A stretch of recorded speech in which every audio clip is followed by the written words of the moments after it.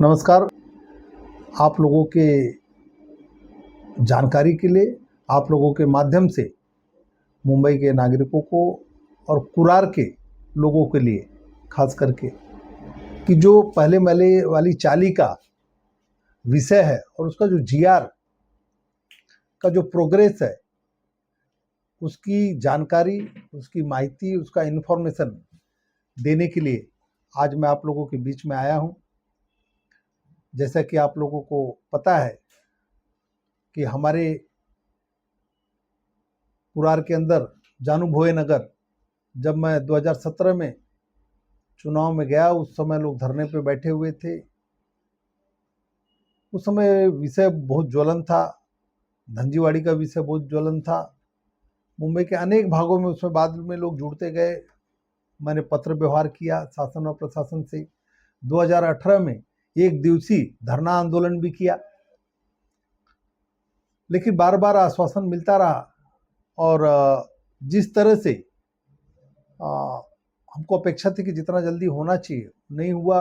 2019 में प्रस्ताव उस समय के माननीय मुख्यमंत्री देवेंद्र फडणवीस जी के आदेश से महाडा और एसआरए ने राज्य सरकार के पास भेजा, लेकिन आप सब लोगों को पता है कि माननीय उद्धव ठाकरे जी की सरकार आ गई और 2.5 साल जो सरकार थी सिर्फ फेसबुक पे चली, जनहित के कोई काम नहीं हुए, तो कुछ हुआ नहीं। उसके बाद जैसे ही सरकार जून 2022 में फिर से महायुति की आई, माननीय मुख्यमंत्री एकनाथ जी शिंदे साहब, उस समय को उप मुख्यमंत्री माननीय देवेंद्र फडणवीस जी के नेतृत्व में, मैं 23 जुलाई को माननीय उप मुख्यमंत्री देवेंद्र फडणवीस जी से, उस समय के उप मुख्यमंत्री आज के मुख्यमंत्री देवेंद्र फडणवीस जी से मिला। जो पहले महले की फाइल थी उन्होंने उस पर मंजूरी दिया। उस समय भी आप लोगों को जानकारी दिया, आप लोगों ने सब सपोर्ट किया, लोगों तक ये जानकारी लेके गए। और उसके बाद जो अधिवेशन आया, उसके बाद सितंबर में मुझे लगता है या दिसंबर में जो नेक्स्ट अधिवेशन आया, उसमें माननीय मुख्यमंत्री महोदय देवेंद्र फडणवीस जी ने विधानसभा में अनाउंस किया कि आप सब लोग देखे होंगे कि बहुत जल्दी लोगों को प्रधानमंत्री आवास योजना के अंतर्गत जो पहले महले के चाली में रहने वाले लोग हैं उनको घर मिलेगा। लगातार आप सब लोगों को पता है कि इसके लिए एक महाराष्ट्र शासन का जीआर आना चाहिए। मैं 10 जुलाई को महाराष्ट्र सरकार के माननीय मंत्री, मुंबई उपनगर के पालक मंत्री आशीष शेलार साहब के यहाँ एक ज्वाइंट मीटिंग लगाया। उसमें एसआरए के, महाडा के माननीय प्रमुख सचिव हाउसिंग, रेवेन्यू असीम गुप्ता साहब सभी अधिकारी रहे और उनके सामने विषय रखा गया। तुरंत माननीय मंत्री महोदय का मैं धन्यवाद दूंगा कि उन्होंने आदेश दिया कि तत्काल जीआर के लिए कार्रवाई की जाए। तो उसका जो प्रोग्रेस है, उसके बाद 26 सितंबर को 26 सितंबर 2025 को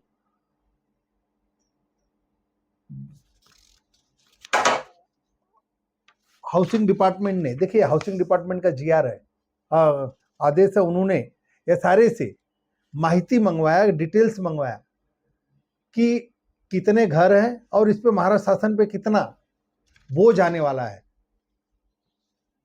तो कुछ एसआरए से रिप्लाई गई नहीं। उसके बाद दूसरा, मैं फिर माननीय पालक मंत्री महोदय, माननीय मुख्यमंत्री देवेंद्र फडणवीस जी के ऑफिस से मैं संपर्क किया, लगातार करते रहा। तो 13 नवंबर 2025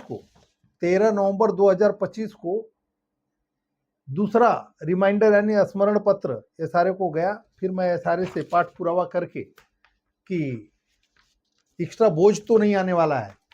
तो जैसे कि आप लोगों को पता है कि ये स्कीम स्लम की ये इंसेंटिव स्कीम है, कोई न कोई विकासक आता है, डेवलपर करता है, तो भारत शासन पे कोई बोझ नहीं आने वाला है। अब कोई जीआर नहीं है, इसलिए कोई स्पेसिफिक सर्वे नहीं है, तो उसका जवाब एसआरए ने 27 नवंबर को 27 नवंबर को शासन के पास फाइनेंस डिपार्टमेंट में चले गया है। ये बहुत ही जल्दी अब इससे कि महाराष्ट्र सरकार का फाइनेंस डिपार्टमेंट अपना ओपिनियन, अपना अभिप्राय हाउसिंग डिपार्टमेंट को भेज देगा।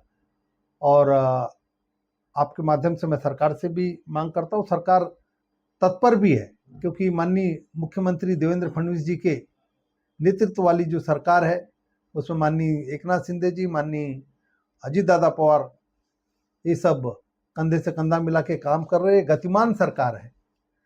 तो बहुत जल्दी कैबिनेट में रख के इसका जीआर आ जाएगा। जो हजारों लोग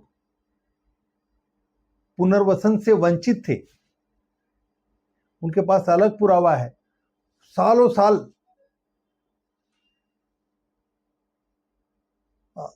से वंचित थे, ना उनको भाड़ा मिल रहा है ना उनको घर मिल रहा है, उनकी परिस्थिति विकट हो गई है।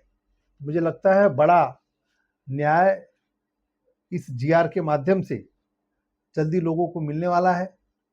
आज प्रेस कॉन्फ्रेंस लेने का कारण एक ही है, क्योंकि जब इससे पहले आप लोगों ने दिखाया था, माननीय पालक मंत्री जी के यहाँ मीटिंग हुई थी, तो कुछ लोगों को, जो यहाँ के विरोधी पक्ष, बेसिकली कुरार के बाकी लोग तो अभिनंदन किए, उनके पेट में बहुत ज़्यादा दुख रहा था। दुखना स्वाभाविक भी है, क्योंकि उनको न जीआर समझ में आएगा न डीसीपीआर समझ में आएगा। 2017 में जब हम महानगर गैस लाने की बात कर रहे थे, तभी भी बोल रहे थे भाजपा वाले मूर्ख बना रहे हैं। तो उनकी जानकारी के लिए और लोगों की जानकारी के लिए, कि लोग बोलेंगे कि भारतीय जनता पार्टी राजनीति कर रही है, तो राजनीति नहीं कर रही है, चुनाव के लिए नहीं है। 2018 से हम लोग चुनाव जीतने के बाद से इस मुद्दे पे सतत काम कर रहे हैं। तो सिर्फ जानकारी के लिए, क्योंकि इन लोगों को कुछ काम नहीं करना है, तो उस बात में ना आते हुए आप सब लोग जिस धर्म को भी मानने वाले हो, जिस जाति के हो, जिस भाषा के हो, पूरी निष्ठा से महायुति के साथ में भारतीय जनता पार्टी के मुख्यमंत्री माननीय देवेंद्र फडणवीस जी के नेतृत्व पर विश्वास रखिए और उनको आशीर्वाद दीजिए कि बहुत ही जल्दी ये जीआर आए। हम सब लोगों को जो अपेक्षा है, हमारी सारी अपेक्षाएं पूर्ण हो। मुझे लगता है कि ये जल्दी महाराष्ट्र शासन जीआर निकालेगी।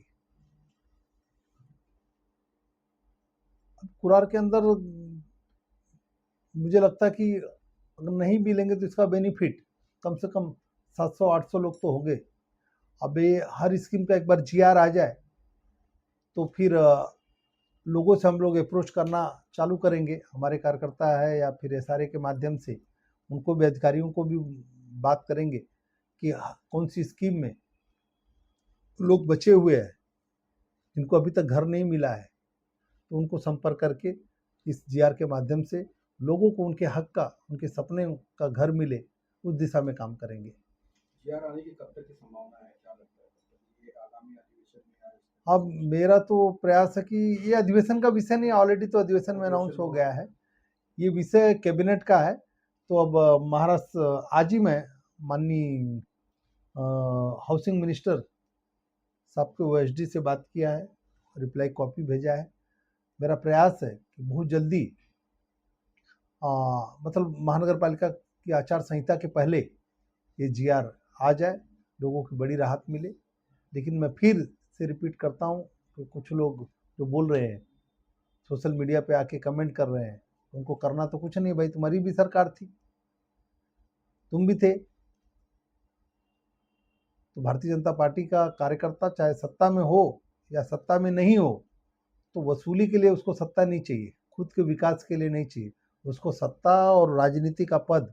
जो गरीब और शोषित और पीड़ित या वंचित व्यक्ति है, उसके जीवन में कैसे परिवर्तन आए, उसके लिए चाहिए। उस दिशा में हम लोग काम कर रहे हैं और उसी दिशा में काम करते रहेंगे। ये माना जा सकता है कि आगामी 2026 में एक सौगात के रूप में एक गिफ्ट मिलेगा लोगों को। हम अब देखिए कि जैसे केंद्र की सरकार ने अनेक हाउसिंग फॉर ऑल माननीय मोदी जी ने दिया,